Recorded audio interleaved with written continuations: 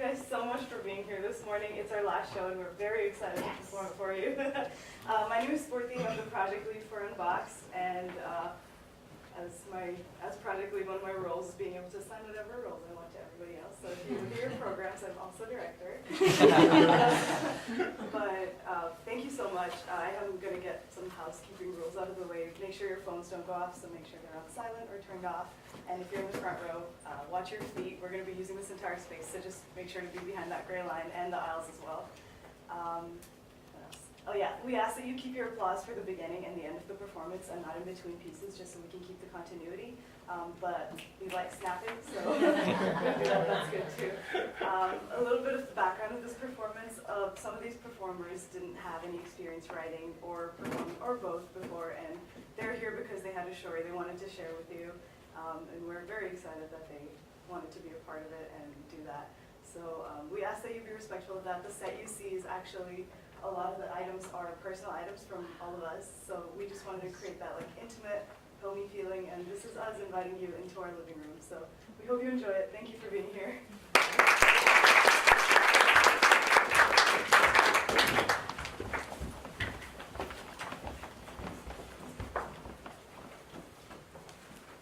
I'm Ellie. I'm Johnny. I'm Rosie. I'm Mario. I'm Anna. I'm Viren. I'm Rachel. I'm Saige. I'm Meagan.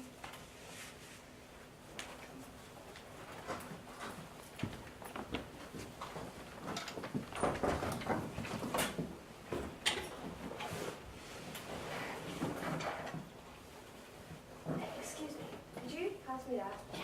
Ouch! Are you okay? Oh no, I just broke my elbow. Thank you. You can't trust me.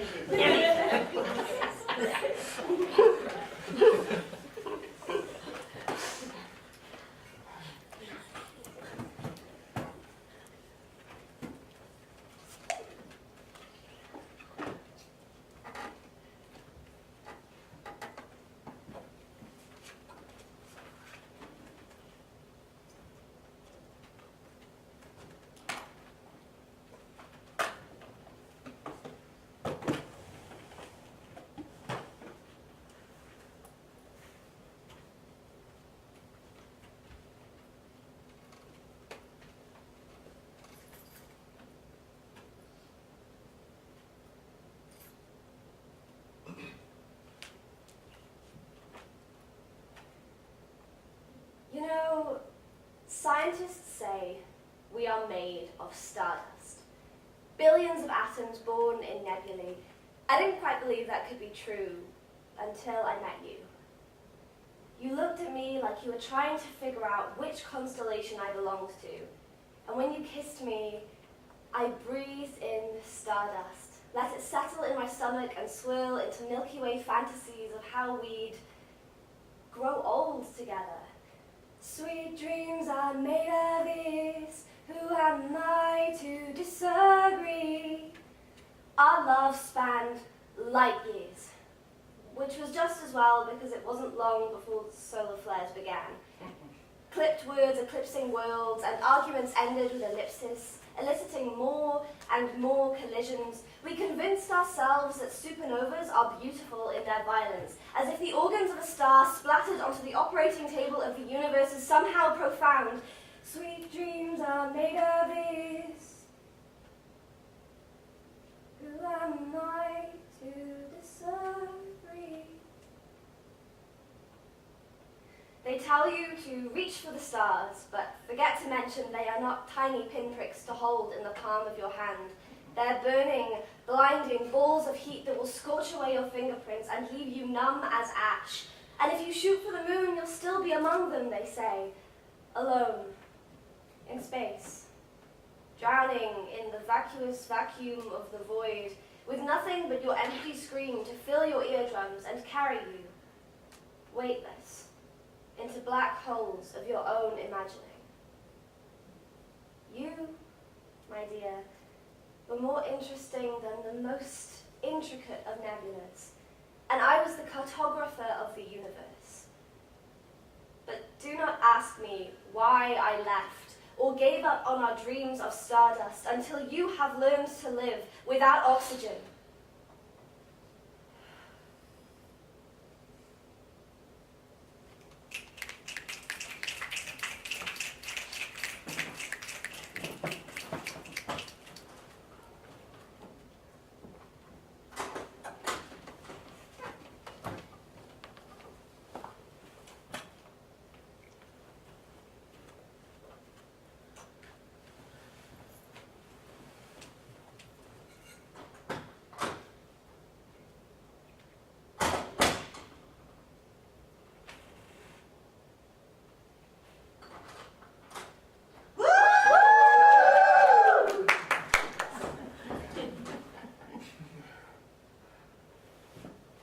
Dear Society, roses are red, violets are blue.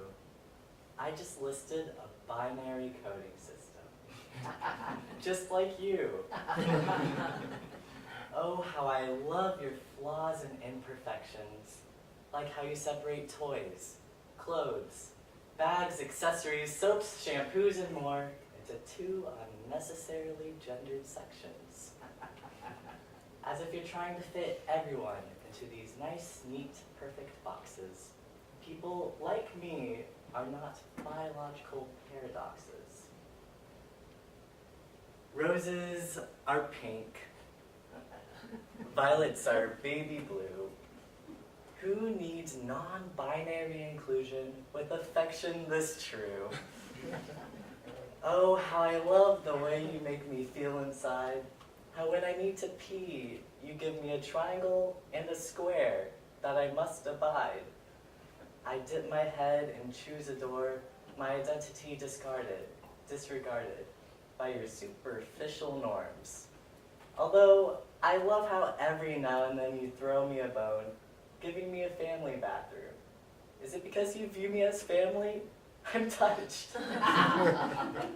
But would you really treat family like an anomaly in your monopoly of M and F people? Roses are ones, violets are zeros. You do so much for me, you're one of my biggest heroes. I love how polite you are when addressing a room. Ladies and gentlemen. Oh, neither one of those terms fit me, so unless I was included in the word and, I guess I'm uninvited. I love how you throw around those sirs and ma'ams, misses and misters. Even when I should feel moved, I feel left out of your brothers and sisters. I'm binary passing, I must admit. Doesn't mean I don't feel erased, misplaced, leaving me with a poor aftertaste when I'm viewed as man or thrown and assumed he, him. Roses are male, violets are female. You make doctors' offices a living hell. I love the spark that you always hold, how you electrocute panic with just a few syllables, making me feel paralyzed, my heart pounding between my ears. My lungs reverberate the name that was once mine, one of my worst fears. The name that you think I still have, and constantly shove in my face despite my pleas. You don't create butterflies in my stomach, but a myriad of bees. Roses are handsome. Violets are pretty. I wish I could say you got better when I moved to the city. I love how you tried just so hard to keep this binary setup going. My professionalism is he or she, parentheses S in front of he. Is it really that hard to say they? And hey, while I'm at it, girls and guys, men and women, how about y'all means all? Folks, these aren't just jokes. But if y'all want to hear a joke, I put a tomato in my fruit salad.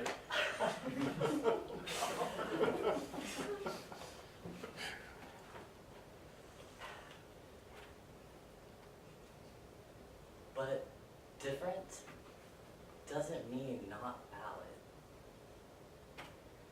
Roses are masculine, violets are feminine. Getting misgendered every day makes me sick to my abdomen. I love how you focus just so much on physical appearance, as if the way someone looks defines who they are.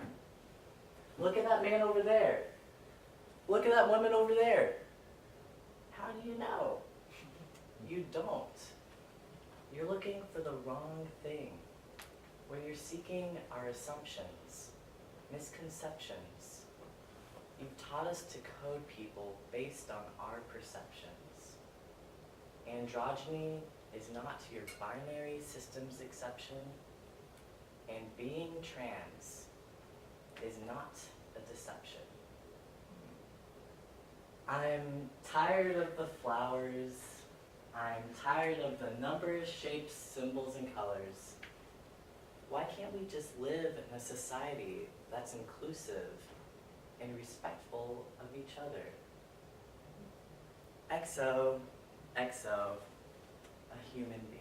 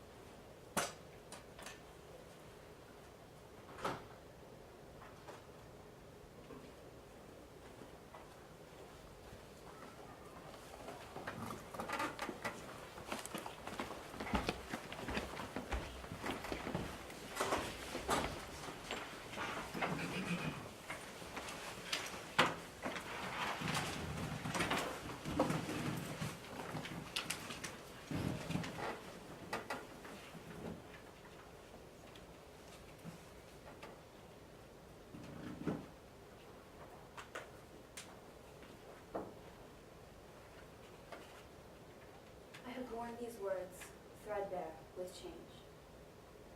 1.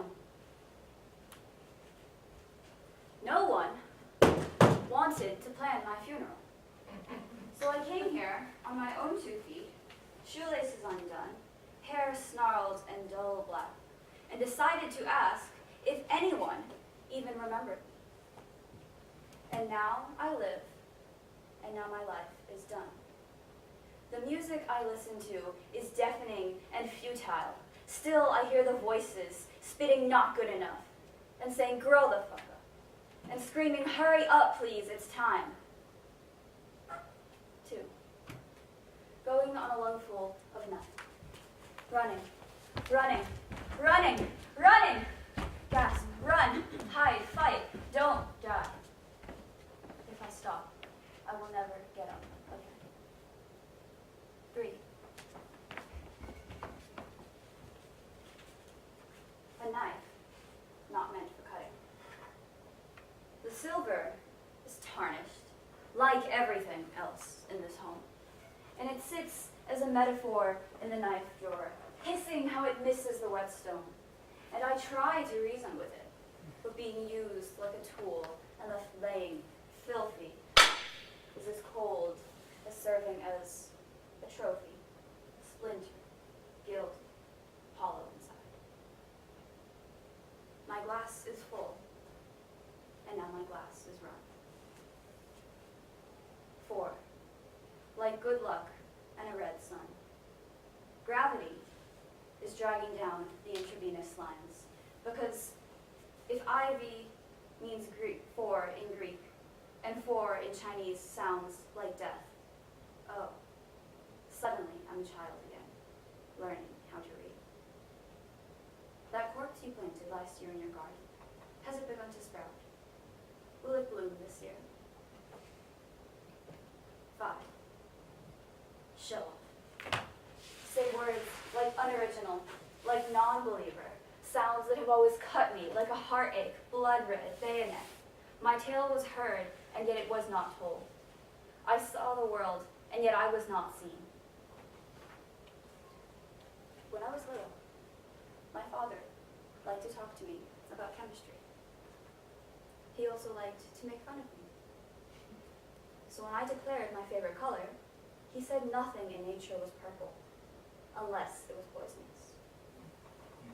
My youth is spent, and yet I am not old. My fruit is falling, and yet my leaves are green. My glasses, proper on paper, feel too weak. 6. March. Like bringing a knife to a gunfight, I fall back on etymology when poetry fails.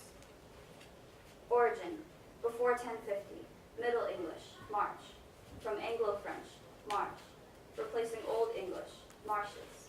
From Latin, martius, mensis, month of Mars.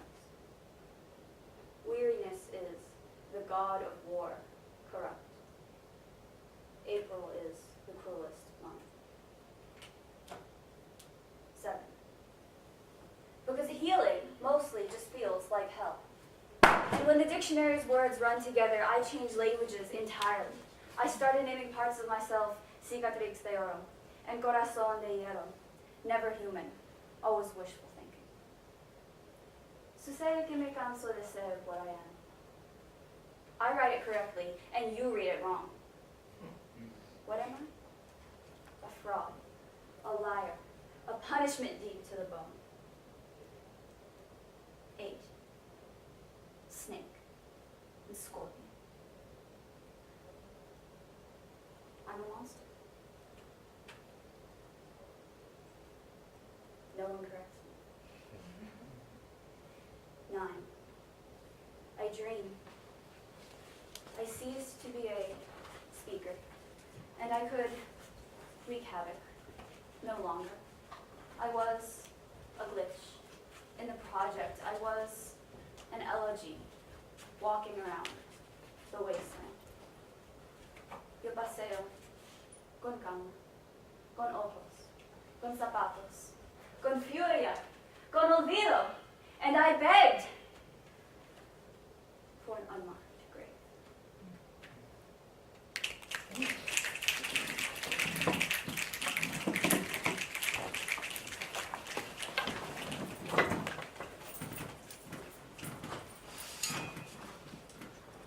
Excuse me, sir. Could you pass me that box? It's under that seat.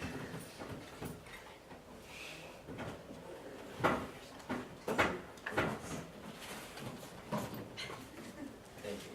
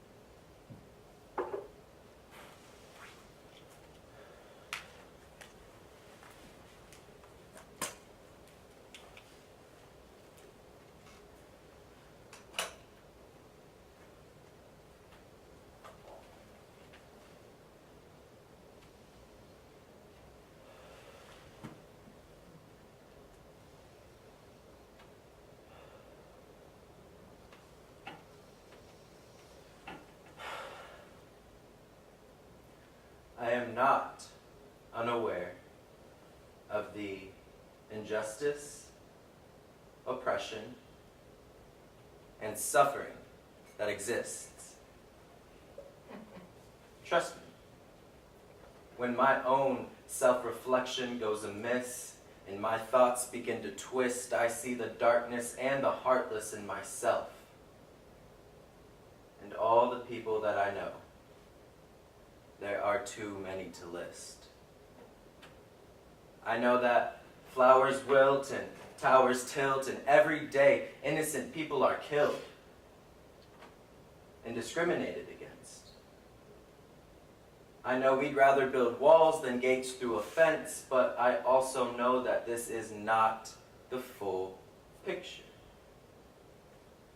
Sure, aspects of the picture have their shadows, and these shadows love to haunt, taunt, and inflict anguish. But when speaking about life, we must use another language in addition to our awareness of hatred and violence.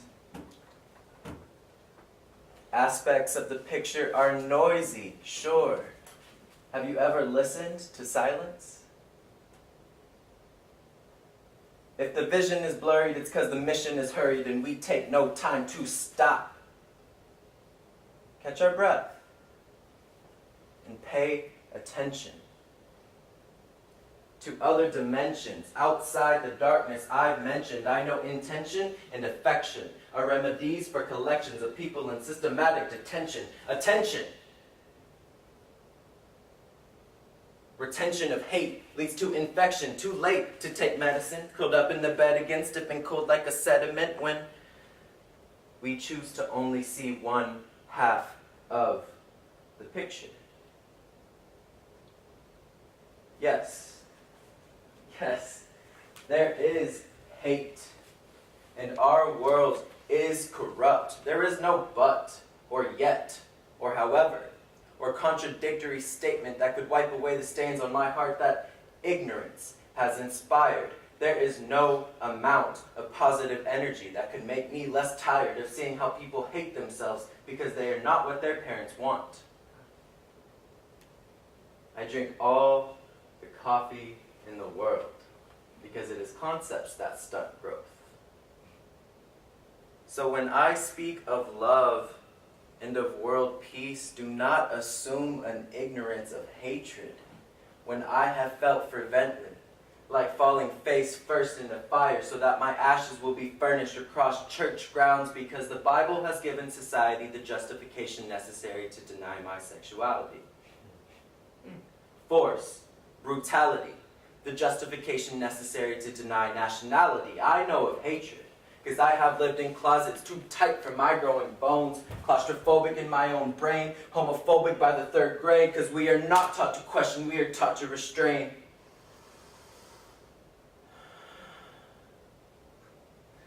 Like when I want to flick my wrist, sway my hips, pucker my lips, because I have femininity mixed with mad rhythm. I said it's funny, feeling so dirty from holy water, so I jump in the shower and make my own baptism, and I wash myself clean of the hate that I felt when they did not count our identities into the full picture. So fuck scripture. Fuck a religious fixture. It is not true if it is only one concept of life because reality is a mixture of hate and a mixture of love. We come from roots in the ground. We have the wings of a dove. To say that life is all evil would be deceitful because that's to disregard the people who do treat me as equal. To say that life is all good. Well, shit. That too is a fiction, a fraud, a flat-out lie. It's like lying down in the grass, counting the clouds while ignoring the pollution in the sky. The solution is in the mind. It involves opening up our eyes and seeing the full picture. It's about the broad vision, fusion, not fission. Learning more than one religion, seeing that everything is dependent and contingent upon each other. It's seeing that you would not exist if it were not for another. There is no change without riot, no noise without quiet, no night without day, no straight without gay. Had racism not been around MLK, well, we may not have known him. And if it were not for the pain of this world, I could not write this poem. Because there is no courage without something to fear. And there is no way to make pain disappear, but when we see pain as the seeds of strength, we can give thanks. There is angst in your heart, and there is calm in your heart.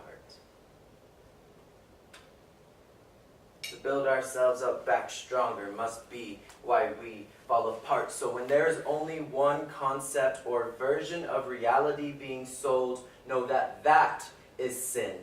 Truth does not exist in someone else's hands. It exists within. And so long as you see what they want you to see, that you are not white enough, you are not straight enough, you are not motivated enough, then you are not seeing the full surprise. The vision is distorted with ignorant lies, and so the question becomes, when will you open your eyes and see that life is suffering and it is joy, that God is male and female. Truth lies in the details, so slow yourself some space to be aware that a heart can tear and it can heal. So wherever it is that you choose to kneel, whether a football field or a church, the full picture is always there. And I wish you luck on your search.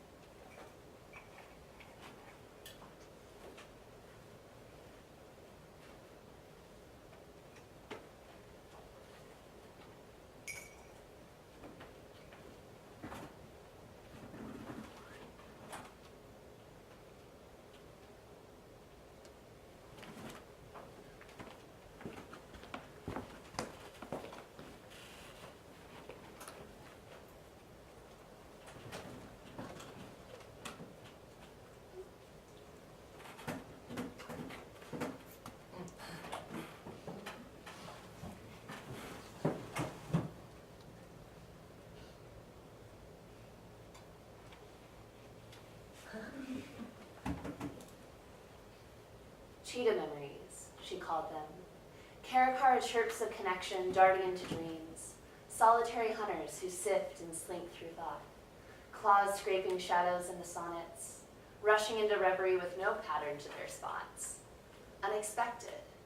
Endangered. Fragile as a house cat. Calmer than creation, safer than sulking around.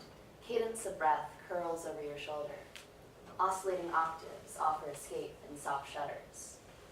Of course, you could wake up, blink the dandelion dust off your inner eyelid, but why revise when you can rewind, slipping a wet nose under a pillow to trade for the decadent dreams that only come to those who sleep 16 hours a day. She only chases sunspots, flanks flagging down every sliver of light, and though her eyes work in the dark, she feels safest under scalding sky, resting her head on a car engine, dissociative dreams drenched in heat. She sleeps, nose beneath windshield wipers, tail curled over the side mirror, dusting exhales onto the air vents of a rusting car.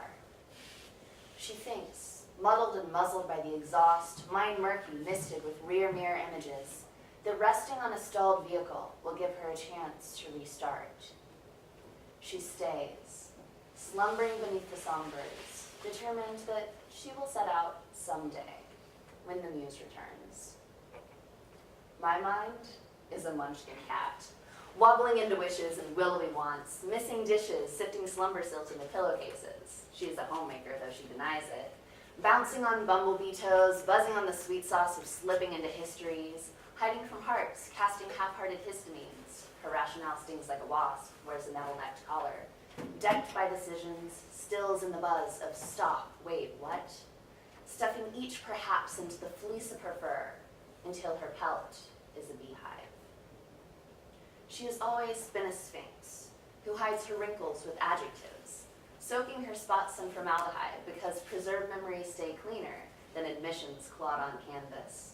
Serpents scaling her scalp, stippling the skin with tooth marks. She sees cicada skeletons and imagines tearing them apart, layer by layer, just to see them flake like sawdust onto the ground. She would never end the living. She speaks to cockroaches like gentlemen, and the spider on the bathroom floor like a lady in waiting.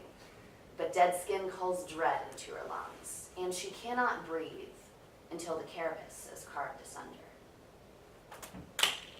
Sometimes, just sometimes, she wishes she were a snake, so she could shed her scales and start anew. Clear-skinned, smooth-backed, like an adder, stretched onto a sewing frame. Ocelots of internal dialogue pace and pounce through variances built by indecision, bark ripped bare by the image stained on every spindly stick. Present everywhere, but invisible until the moments after conversation. Thoughts buzzing into one ear and bumbling out the other, drunk on duplicating dreams, spinning one spot into 1762 until they split. Regret is sparkling apple cider, spilling and undulating like a jellyfish over the cord of your headphones, the edges of new books, the surface of stamps. As your cat's tail flicks the froth, I told you so, taps the caps lock and flops back onto the ground. A 6-count breath, in and out, an assessment of the damage. Influx of anger, reflex of blame, reflux of disappointment. Inhale, exhale. Until you accept it as a warning, not to leave a half-full glass in the same room as a cat. Lost. One tooth dethroned and torn from its crown when paws hit pavement in neck-nuzzled fender. Lost. A pride of lions sitting in her skull, resting paintbrush tails on her jawbone until it split in two. Lost. One chance, buried at the curb under French fry fragments and palm frond whiskers slate-tipped in gasoline. Found. 2 signs on each wingtip of the road, warning drivers and wayward cats to avoid haste and hesitation, lest they stain the gutters. I take a kitten breath when she looks at me, staccato stumbling into stolen futures, shaping stories in the shifting stills of her silence. Spotted stings and sorrows calmed by the cadence of her voice, spanning pauses pregnant with litters of kittens, each one stillborn.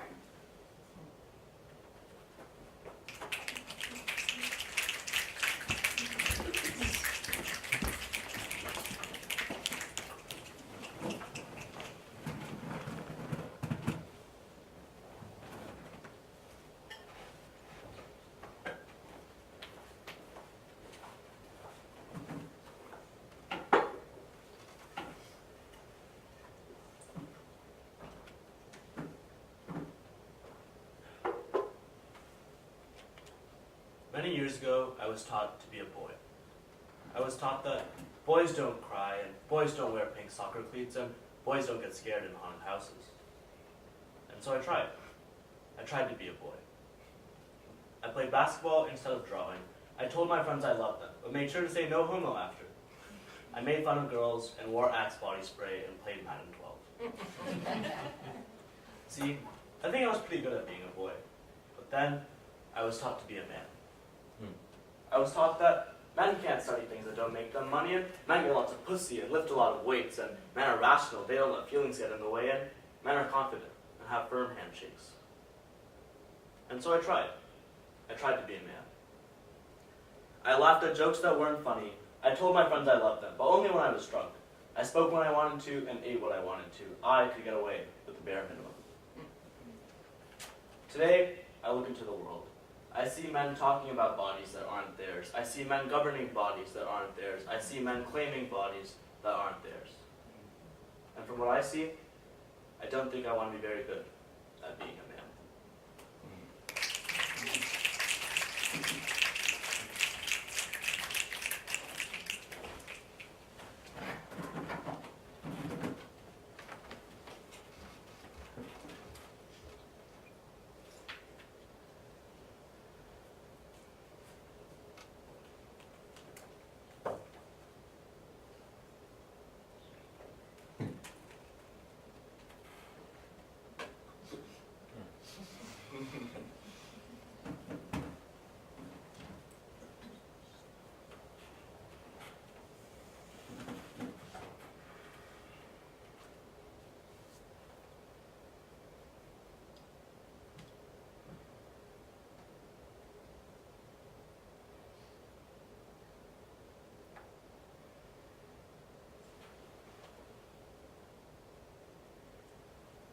I'm learning that the depression part of being manic depressive is not always deep sadness.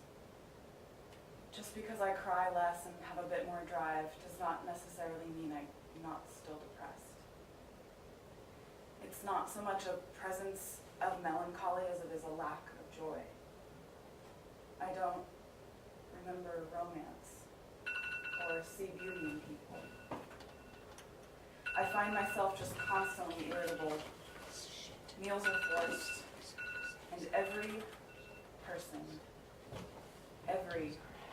person is so stupid. I don't have significant hope. Inside, the light is out, as if it has been doused. The tides of life have extinguished it altogether, or so it feels. I stand wilted, dripping loneliness off my dampened wick. I'm frustrated. No, frustration is not me. I have frustration. Well, there is frustration in me, rather, as so taught. There is frustration in this body. There is not much sadness left in this brain and guts vessel. There's merely annoyance, sometimes anger, and a whole mess of apathy. The world is an ugly and violent place. I take that back. Humans are an ugly and violent race. Inside, the light is gone. It has been for some time. Yes, there are ups and downs with this disorder. I have waded in the low, disgusting creek and, rarely, hiked the elevated mountain of mania. Yes, the terrain underneath fluctuates and surprises, but people forget about the sky. Like now, I have, I think, emerged up from the barren stream, drying myself off. But the air is thick. I can just barely see the next day in front of me. Inside, the light is dormant.